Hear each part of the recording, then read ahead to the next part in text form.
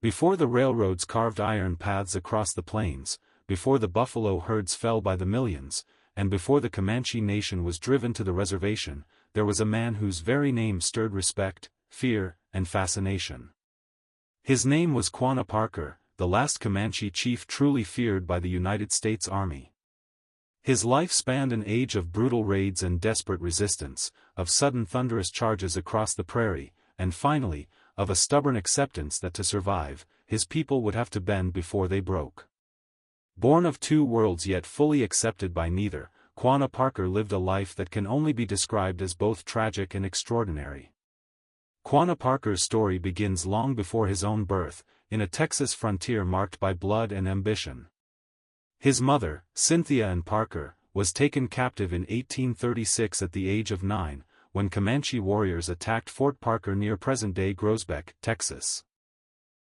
To the settlers who lost her, she was a stolen child, but to the Comanche, she became something else entirely. Given the name Najua, she grew into womanhood among the people who had taken her, married the respected war leader Peter Nakona, and bore him children. Of those children, Quanah was the first son. Born around 1845, Quanah grew up in a world defined by the horse and the hunt.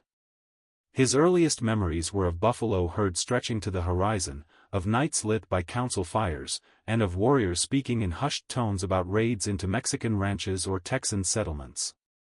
By the age of 6, he could ride as naturally as he could walk. By 12, he could fire arrows from a galloping horse, a skill few outsiders ever mastered. His father, Peter Nakona, was a fierce warrior whose reputation inspired both loyalty and terror.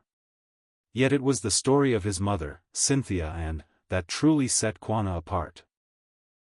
Among the Comanche, bloodline mattered less than courage and wisdom, but everyone knew this boy was born of two worlds. The world into which Quanah was born was already changing. Settlers streamed into Texas, wagons cutting ruts through Comanche hunting grounds. The Comanche resisted with the only tools they knew, the bow, the lance, and the speed of a horse at full gallop. Their raids were swift and merciless, not born of cruelty alone but of necessity and honor. Horses were wealth, captives became bargaining chips, and each successful raid kept the invaders off balance. In 1860, Quanah's childhood ended in blood. Texas Rangers, determined to rescue white captives, attacked a Comanche camp along the Peace River. In the confusion, Quanah escaped, but his mother and younger sister were captured and taken back to white society. Cynthia Ann, who had by then lived more than 2 decades as Comanche, never adapted to life among the settlers. Separated from her Comanche family, she wasted away and died within a few years, her heart broken. Quanah never saw her again. That loss burned itself deep into the young warrior's spirit, hardening him with a cold determination that would define his life. In Comanche society, leadership was not inherited. A man rose through his deeds, his generosity to his people, and his courage in battle. As a teenager, Quanah joined raids deeper into Texas than most dared venture, stealing hundreds of horses, striking fear into ranchers, and always returning with the spoils to share among his people. His boldness and calm under fire drew men to his side. Though only part Comanche by blood, he was Comanche by choice and by action. By his 20s, he led the Quahati Band, considered among the fiercest of the Comanche. The U.S. Army, whose soldiers had fought in the Civil War and seen horrors beyond measure, still found themselves humbled by the Comanche way of war. Quanah's warriors could vanish into the prairie after a raid, covering distances on horseback that foot soldiers could scarcely believe. They attacked supply trains, isolated forts, and homesteads, then melted back into the vastness of the plains. Even among veteran officers, whispers of Quanah's name stirred unease. This young chief was proving himself as elusive as smoke and as dangerous as wildfire. Yet as Quanah's fame rose, so too did the weight of history pressing against his people. The repeating rifle, the telegraph, and most of all the relentless slaughter of the buffalo threatened the very foundation of Comanche life. The buffalo were not merely meat and hide, they were shelter, tools, clothing, and spiritual center. As hunters killed millions for sport and profit, Comanche bands faced hunger as severe as any battlefield defeat. In 1874, Quanah took part in a moment that would mark both his highest ambition and deepest frustration, the attack on adobe walls. This small outpost of buffalo hunters, built of thick adobe, was a threat to what remained of the herds. Quanah led hundreds of warriors in a dawn assault, expecting surprise to carry the day. But the buffalo hunters, armed with powerful Sharps rifles, could kill at distances the Comanche had never faced. The charge failed. Warriors fell, and Quanah himself was wounded. For the first time, he saw clearly that courage and skill alone might not be enough against this new kind of enemy. Defeat at adobe walls did not break him, but it forced him to think beyond the old ways. That winter, the U.S. Army launched the Red River War, determined to drive the Comanche, Kiowa, and Southern Cheyenne onto reservations for good. Quanah's Quahati band, along with a few others, refused to surrender. They endured a bitter campaign, evading columns of cavalry through snow and wind, but the buffalo herds they depended on were gone, and starvation became their constant shadow.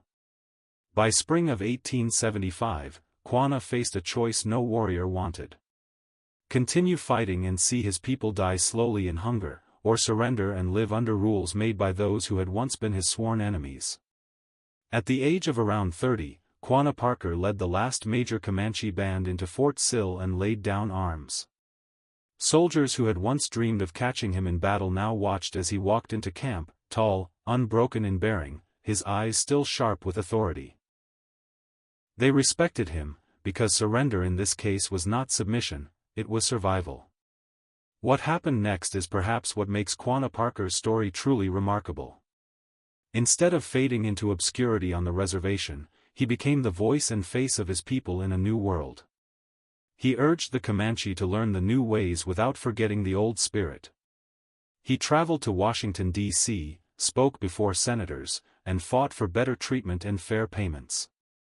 He learned to speak and dress in ways that bridged cultures, wearing a war bonnet over a tailored vest, a beaded belt beside a pocket watch. He built the Star House, a large home that blended frontier practicality with Comanche symbolism. Visitors found a man who still carried the presence of a war chief but also spoke of contracts, cattle leases, and education. Quanah proved that adaptation need not mean total surrender. His authority grew not from the tip of a lance, but from the respect both Comanche and white officials gradually gave him. He was not without critics. Some Comanche resented any cooperation with the federal government. Some white ranchers distrusted a man they remembered as a raider. Yet Quanah Parker remained, until his last days, the single figure able to speak for a people who had once ranged free across a land larger than many European kingdoms. He died in 1911, buried near Fort Sill beside his mother, Cynthia Ann Parker, and his sister. The final resting place of a man born of violence and love, of rage and reconciliation. Quanah's tombstone bears his name and title, last chief of the Comanche. But words on stone cannot hold the full measure of a life lived at the ragged edge of history. He had known the Comanche world at its height, the thunder of hooves, the songs sung beside buffalo fires, the fierce independence of a people who bowed to no man. And he had known its end, the quiet humiliation of government rations, the fences that carved up sacred hunting grounds, the forced schooling of children to forget their tongue. Yet through it all, he remained unmistakably Comanche. He had fought the U.S. Army with every fiber of his being, and when the time came, he made peace not out of weakness but out of the deepest kind of courage, the willingness to change so that his people might survive. To the soldiers who once tracked his war parties, Quanah Parker became a man they could admire, even if they never fully understood him. To his people, he became the last link to the age when the Comanche ruled the southern plains, fierce as a prairie storm. In remembering Quanah Parker, we remember not just a chief, but a chapter of American history written in hoofbeats and blood, in bitter loss and hard-won survival. His name endures because it speaks to something older than rifles and forts, the iron will of a people who refuse to vanish without a fight. And so, As the prairie winds still whisper through the grasslands that once echoed with the gallop of Comanche horsemen, we remember the last Comanche chief feared by the U.S. Army, a warrior, a peacemaker, and above all, a leader who carried his people through the fire into the uncertain dawn of a new age.